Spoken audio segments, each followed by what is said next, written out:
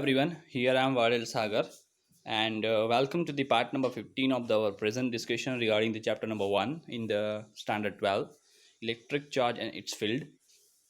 So in the last 14th part we discussed regarding the examples of the Gauss laws regarding and we seen in a proper sense and how the Gauss laws is applicable over the examples and all. Today we will go for the applications of the Gauss law. Officially, it is a 15th topic of this present chapter and the last topic of the present chapter. But still, in the 15th topic, we have three more subtopics of it. So we will go in a step by way. In the first topic today, we will discuss, and later of the second and third topic of the subtopic of the Gauss applications, we will take in the next few discussions. Okay, so application of the Gauss law. The electric field due to the general charge distribution is that we already learn in the discussions in the part number 13 or maybe 12. It is a discussion regarding the charge distribution, linear charge density, surface charge density, and volume charge density. So from there, our Q, it means the here I am applying this rho delta V is the replacement of the charge, and you know the rho is equal to volume charge density, and this volume charge density is equal to charge upon total volume. Then this volume is multiplied with this rho, then it's a rho time V into the delta Q. Is it okay? Okay. Then this is what electric field when we have a Gaussian surface whose volume 1 upon 4 pi epsilon 0 summation over all the small v integrating or the summation over the rho delta V r square. That I am directly taken from somewhere you have in your textbooks these equations. In practice, why I am using this? So that I am explaining now. In practice, except some special cases, the summation, this summation or integration, because if the delta V is tends to be 0, that summation reduces to this integration involves in the equations cannot be carried out the given electric field at the every point in space. Some of the cases cannot give the proper or the right electric field during this summation and integrations. For some symmetric charge configuration, however, it is possible to obtain the electric field. For the symmetric point of view, it's possible to electric field in a simple way using the Gauss law. The best understanding of some examples of the using the Gauss law, you can go with the first point, field due to an infinitesimal long straight uniform charge wire. So in a particular application point of view, here we have one charge wire. It means one metal rod whose uniform cross section area, it is an infinitesimal long. It means it has one specific length, it has finite length, okay, but it is a greater compared to the its radius point of view. Is it okay? Now don't see the blue part, what I will explain you in detail. Consider an infinitesimal long thin wire with an uniform linear charge density. So anything which is a linear, the linear dimension is the length dimension is a very greater than this our radial direction, so it has a surface charge, but you can reduce this to the linear charge. So it is a linear charge density, which means lambda come into picture. So this is the some error part, it's the lambda. So that is the mobile applications are not considering that is this part. Suppose we take the radial vector form from O to P. Suppose from the our charge system, it is our rod is containing the charge. Now electric field, how much it generate by this charge rod at the point P, we have to find. This is so our origin, and this is our point P, where we have to find the what electric field it has.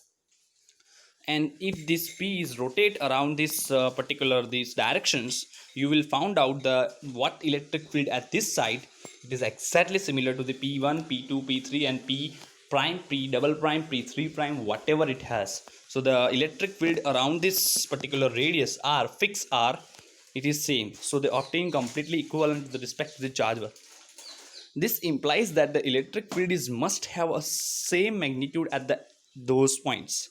Those directions of electric field at the every point must be the radially outward, because it is a positively charged. So it is a electric field is radially outward all directions. If it is negatively charged, this is a radially inward the electric field. Are you? This is very easy to understand, and this is the error part is the nothing but the lambda. So if you have write in your notebook, so write the lambda at that side, and you may get this all the information in the textbook also. Okay, let's proceed. Let us understand more. Consider a pair of line elements which it is a P1 and P2. This P1 and P2 is the part of the wire who's containing the charge. So the electric field on the point P is also contributing. The electric field which is present on P point is also contributing, not only due to this part, not only this or the part, it is also contributing from the whole charge system. So these two parts, suppose we are taking these two parts, symmetric parts, if we are cut out from the center, it means not cut, it is a origin point we are selecting. So the both side, the equal distance, both side the elements, those are having the electric field which is a radially outward. On towards the P point, it will be this direction. So this P1 part is the having this electric field directions, and the on point P it is this. This P2 part is the electric field in this direction. So the resultant electric field is the summation of additions of the E1 and E2 by the parallelogram or the tail to tail summations like method. It is a resultant will be this. So even though these two part, you can take another two part, they are also radially likewise, but it is a resultant will be the radially outward directions towards to the O to P directions.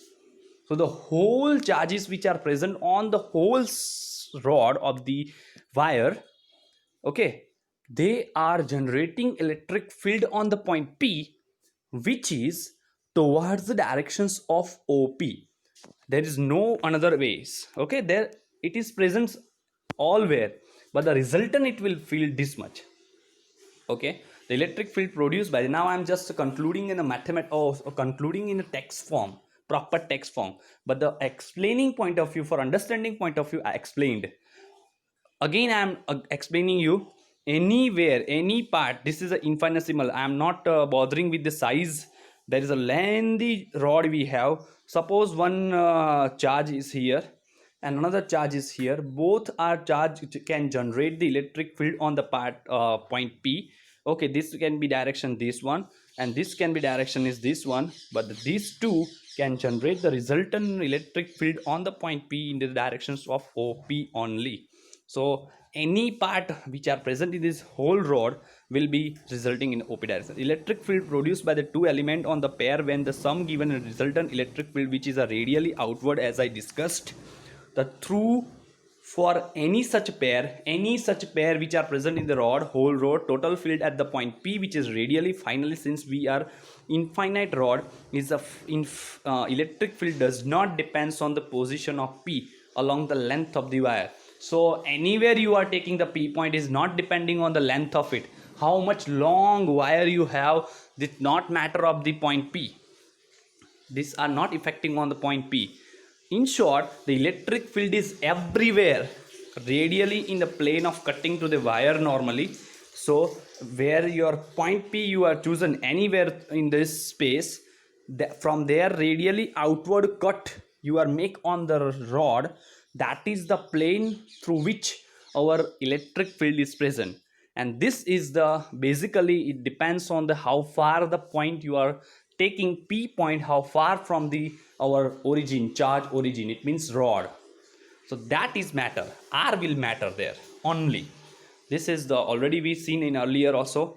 Okay, for the more understanding point of view, we are supposing this round makes a one cylinder line structures. So around this cylindrical wire, the positive charge we make an one cylinder, and we are taking one Gaussian surface through which our flux or electric field will pass. let us find, because earlier it was also we are taking the cylindrical surfaces through which electric flux we was find. Okay, but there the electric field directions are along the cylindrical axis, along the axis of the cylinder. But here, as the charge system is likewise, it is a radially these directions. So particularly, now you may get an idea of this, all the things what I'm trying to explain you to calculate this. Imagine a cylindrical Gaussian surface as shown in figure. Since the field is everywhere radial, flux through the two ends of the Gaussian surface is zero. How? I'm explaining you. Okay, taking these two surface, okay, both are circle. As I said you, as I explained you earlier also, the surface element is the normal to the surface. This is a surface, then normal is this, electric field is this two are makes an angle is 90. So this E dot delta S, it means flux will be going to be zero through this surface and this surface. So the only the flux will be mattering, or the electric field is mattering to the this cylindrical part only, this cylindrical part called. Okay, how can I explain this? Yes, તમારા ઘરે પીપળું હોય ને પેલું અનાજ ભરવાનું, તો ઉપરનું ઢાંકણું અને નીચેનું bottom, this will not contributing, only the side of the cylinder will be contributing. Okay, it is able to understand? Yeah. At the cylindrical part, so what I'm just said, that is here, at the cylindrical part of the surface, E is normal to the surface at the every point. E is normal to the its, the magnitude is constant, it depends on the only r, how far of the cylindrical radius it has.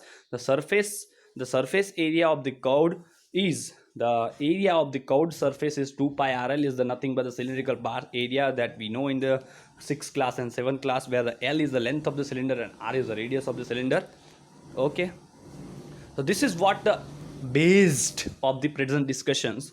The flux through the Gaussian surface phi is equal to the flux E time delta S, and E time delta S, E is equal to delta 2 pi RL. It is E phi is equal to E time delta S, it is E multiple 2 pi RL. 2 pi RL is the area of the cylindrical part.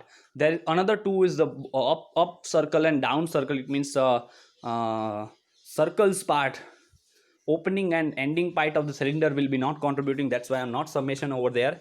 Now again, one more thing I have to explain you.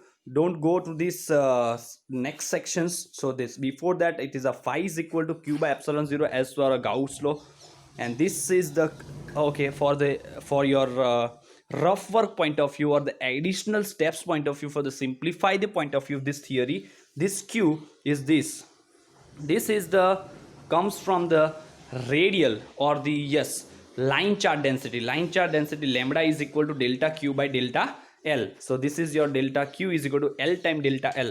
If you are integrating all over this, the total charge q is equal to L time L, lambda time L. Okay, this delta will be cancel out. Delta will be cancelling from each others, from the right side and left side. Actually, it is not cancelling. You have to sum over the all charge, then sum over the all length, then it will be the q is equal to lambda time L. Now here the q is replaced by lambda time L. It will be looks like phi is looks like a lambda by L upon epsilon 0. This phi I can used here. So this phi is equal to lambda by epsilon 0, and E is equal to E time 2 pi RL is there. So how this comes now, it is easy for you. So for this step you have to go through this, and you will got this.